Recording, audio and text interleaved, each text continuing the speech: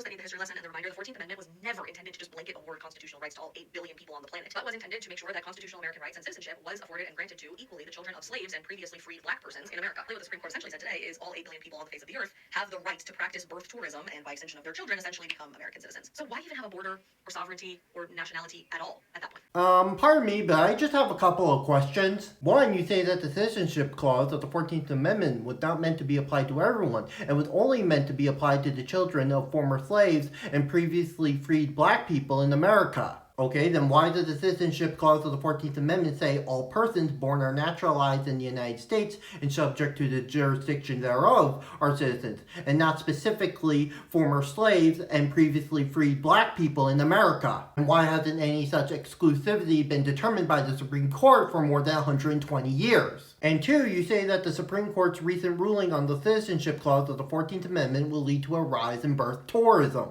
Well, are you aware that less than 0.3% of all U.S. births are determined to be the result of birth tourism? Also, you are aware that the 14th Amendment isn't the only amendment that makes it harder to deal with people who abuse it, right? I mean, plenty of people abuse the Second Amendment to get access to firearms to cause many problems. Yet it's difficult to deal with these problems because the Second Amendment also protects their right to own firearms. But I suspect you don't want to talk about the problems that amendment causes, do you?